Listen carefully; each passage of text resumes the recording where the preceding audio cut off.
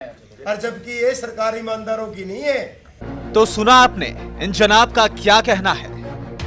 इन जनाब का कहना है कि सूबे की सत्ता में बैठी मौजूदा सरकार ईमानदारों की सरकार नहीं है, यानी कि भ्रष्टाचार के खिलाफ लड़ाई लड़ने का दावा करने वाली मनोहर लाल खट्टर की सरकार भ्रष्ट है।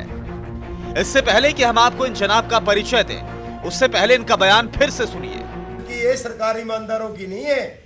वो सीएम तो हमारे मनोहर लाल जी रहेंगे, वो तो सिर्फ याद कर करके रो ही सकते हैं, इससे ज्यादा कुछ नहीं। दरअसल इन जनाब का नाम है रॉकी मित्तल, जो मुख्यमंत्री मनोहर लाल के पब्लिसिटी एडवाइजर हैं, जिनकी गुरुग्राम में ऐसी जुबान फिसली कि उन्होंने अपनी ही सरकार को कटघरे में खड़ा कर दिया। रॉकी मित्तल के मुताबिक भ्रष्ट अधिकारियों को अब डर सताता है, लेकिन उन्हें डरने की जरूरत नहीं है, क्योंकि ये सरकार ईमानदारों की नहीं है। अरे आज भी कुछ भ्रष्ट अधिकारियों को और पुराने जमाने के अधिकारियों को रह रह के पुराने दिनों की याद आती है, और जबकि ये सरकार ईमानदारों की नहीं है। रॉकी मित्तल के विवादित बयानों का सिलसिला यहीं पर नहीं थमा। उनके मुताबिक पंचकुला और चंडीगढ़ में बैठे करीब 80% अधिकारी भ्रष्ट हैं और बाहर से आकर यहां पर बैठ गए हैं, जिन्हें ना तो हरियाणा के बारे में पता है और ना ही हरियाणवी संस्कृति के बारे में।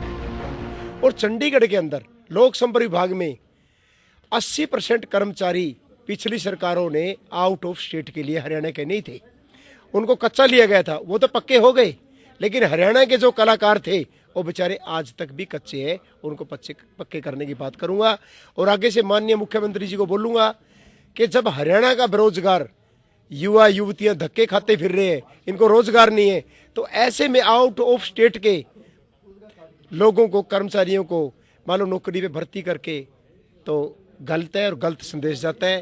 पहले हमारे लोगों को होना चाहिए, बाद में दूसरी स्टेट को होना चाहिए। रॉकी मित्तल ने पिछली और मौजूदा सरकार में काम कर रहे अधिकारियों को भी भ्रष्ट करार दिया और उन पर कई बड़े घोटाले करने के आरोप जड़ दिए। भाई खंडेलवाल तो कभी सुपर सीएम होते थे, उसमें क्या कह सकता हूँ, तो बड़े आदमी पर बड़े गोलमाल कर देते हैं, मैं तो सरेआम कह रहा हूँ।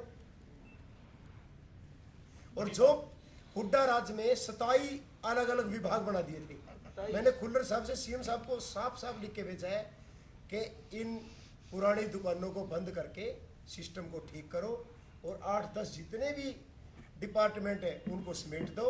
कल पंचकुला में एक गाने वाला एक बजाने वाला, उसमें 10 अधिकारी, गाने बजाने वाले कम है, अधिकारी ज्यादा है, जबकि गाने बजाने वाले 10 होने चाहिए, अधिकारी 2 होने चाहिए। संत जैसे मनोहर लाल जी को जो अधिकारी धोखा देते हैं उनको तो कभी भगवान भी माफ नहीं करते। इस दरमियान रॉकी मित्तल ने गुरुग्राम में लोक संपर्क की खड़ी बस पर भी सवालिया निशान लगा दिए। रॉकी मित्तल ने कहा कि करोड़ों रुपए की लागत से बनी ये बस सुपर सफेद हाथी साबित हो रही है। बोलूंगा सुपर सफेद हाथी, मैंने उसको देखी हालात, वो चली भी बहुत कम है और चलने के काबिल भी नहीं है वो। उस टाइम ये उन लोगों ने खरीदी, जिस काम के लिए खरीदी थी वो काम के लिए यूज भी नहीं करी गई। आज भी मुझे जब पता लगा उस पर एक ड्राइवर भी रखा है रोडवेज का। एक रोडवेज के ड्राइवर की तनख्वाह होती है 50,000 प्लस ही होती है। 50,000 रुपये महीना तो उसका हमारे को खर्च पड़ता ही पड़ता है। और उसके बाद जो लाख 1 करोड़ की थी, 1.5 की, मुझे नहीं पता, अभी मैंने फिगर मंगवाई है चंडीगढ़ से, वो सफेद हाथी है। उसका सारा सामान निकाल कर यूज करना चाहिए और फालतू खड़ी खड़ी को इससे बढ़िया कबाड़ी में बेच दो, कम से कम उसमें बाकी आने वाले टाइम में लॉस तो नहीं पड़ेगा। बहरहाल मुख्यमंत्री मनोहर लाल के पब्लिसिटी एडवाइजर रॉकी मित्तल ने अपने विवादित बयान से सरकार के लिए मुश्किलें खड़ी कर दी हैं। अब खट्टर सरकार इसका किस तरह से बचाव करती है, इसका इंतजार रहेगा। गुरुग्राम से सुशील सिंह, टोटल न्यूज।